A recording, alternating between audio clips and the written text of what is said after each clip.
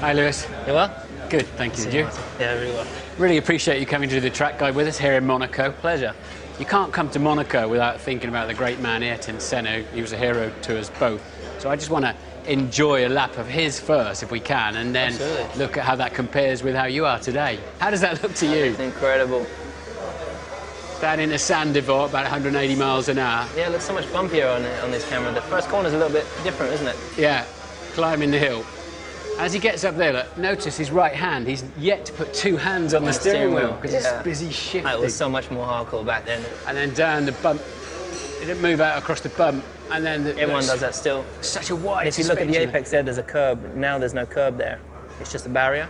Yeah. So he's having to avoid the curb, or some people obviously touching that curb. Looks like his car's quite stiff. That's the barrier he hit in '88. Otherwise, he would have won 7 races instead of 6. Yeah. Oh yeah, that is. No onboard cameras in the tunnel. They didn't work back then. And look at that guy just standing there. There's no. Now compare this down, so different. Down into the harbour chicane. Not taking any curb. Looks a little bit tighter. I think now you can take the curb now in Formula 1. He was in neutral on the way in. He was in neutral. He didn't quite get the downshift into to back. Can't imagine going into to back one-handed. I mean, that would be crazy. Through the wall of the swimming pool. And you could go straight on there into that wall if you got it wrong.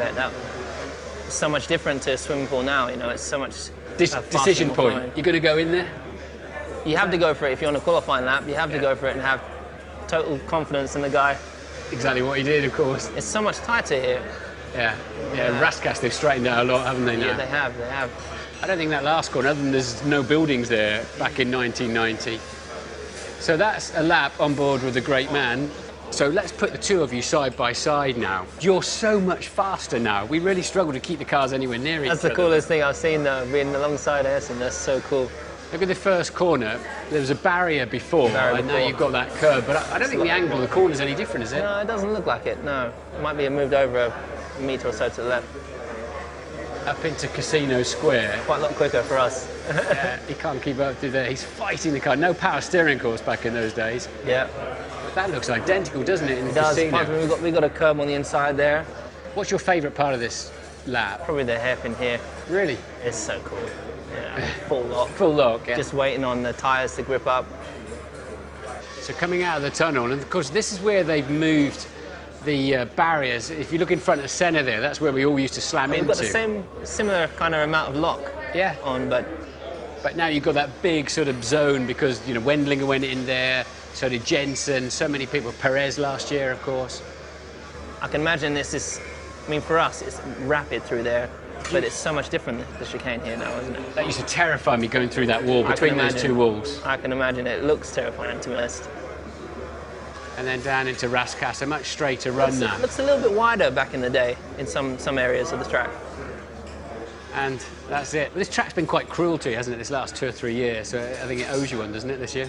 I don't know about that. I think this is a track that just takes no prisoners, you know. It's the most ruthless circuit, and for me, it looks like back in the day it was a lot more dangerous. But I think we're going so much quicker nowadays. I tell you, I have a huge amount of respect for you guys and how you did it back then. I'd love to try it. We didn't carry the speed that you're carrying. But would you agree, though, this is still a track that if you attack it, the more you give, the more it gives you back, probably more than any other circuit in the world? Definitely, definitely. It is still the most incredible, most demanding, most complex circuit, I think, on the calendar. So, you know, you break 1-2 meters too late and you could be in the barrier, have a lock up. If you're not committed to the exit road, you're in the wall. So it's phenomenal to drive it. And just driving the other day, I thought to myself, when I did a good lap, it was the quickest lap at the time, and I thought, geez, that's dangerous. That was quick, and it was, you know, I think I touched the barrier on a couple of occasions, and to think that you can touch the barrier and be within millimeters of either losing your wing or just making it through is phenomenal.